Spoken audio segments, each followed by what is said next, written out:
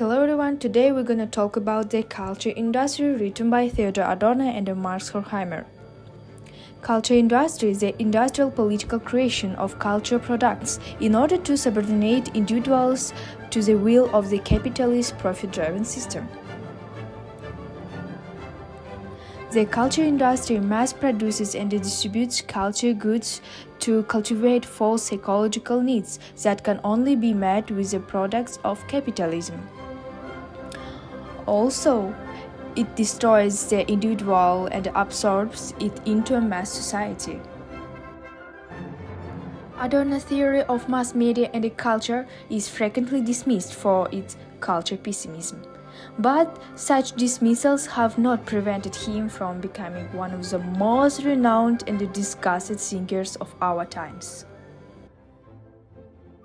Members of Frankfurt School were much influenced by the dialectical materialism and the historical materialism of Karl Marx, as well as the revisitation of the dialectical idealism of Hegel. Both events are studied not in isolation but as part of the process of change. As a group later joined by Jürgen Habermas, they were responsible for the formulation of critical theory. In works such as Dialectical of Enlightenment, the negative dialectics, Adorno and Horkheimer theorized that the phenomenon of mass culture has a political implication, namely that all the many forms of popular culture are parts of a single culture industry whose purpose is to ensure to the continued abundance of the masses market interests.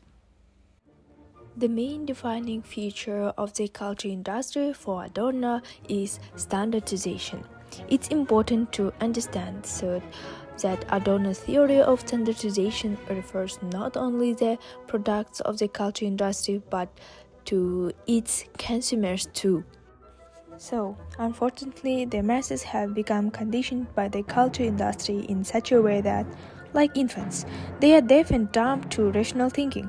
If nobody can any longer speak, then certainly nobody can any longer listen.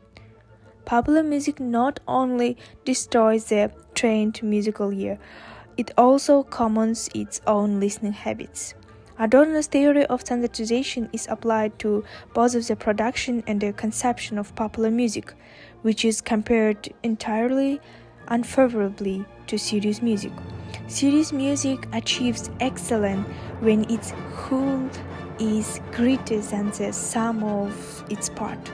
For instance, Beethoven's greatness shows itself in the complete subordination of the accidentally private melodic elements to the form as a whole. On the basis of this theory, let me tell you about the culture industry in Kazakhstan, or to be more precise about the music. So, the creative industries in modern Kazakhstan are going through a period of rapid development. The annual emergence of new projects and the products of art is connected with the rapid growth of importance and the financial influence of creative industries all over the world. This sector of economy is quite new for Kazakhstan, but it has an unquestionable export potential and can be used for creating a positive image of the country. At the present stage of Kazakhstan's development, there is a ramified structure of musical culture. Everyone can find here something to his or her liking. Along with the performing and the composing arts in Europe and genres, the traditional forms of music art continue to develop in the country. And the global mass music of rock, pop, and jazz, etc. functions. As we know, there are two types of music consumers in the culture industries, emotional and rhythmically obedient. And the Kazakh music is developing in these two directions too. And here we have the question of how professional it is. With the emergence of the toy business, the music industry began to gradually give up in the mid 2000s, when new directions and genres stopped appearing on the scene, and new musicians increasingly resembled reproductions of the past. At all times, as now, pop music remains the main popular genre in Kazakhstan, overshadowing other musical movements. And these kinds of works now turn out to be similar: rhythm, beat, themes, and the lyrics of the songs with shallow meanings. Also, quite a few works are suspected of plagiarism.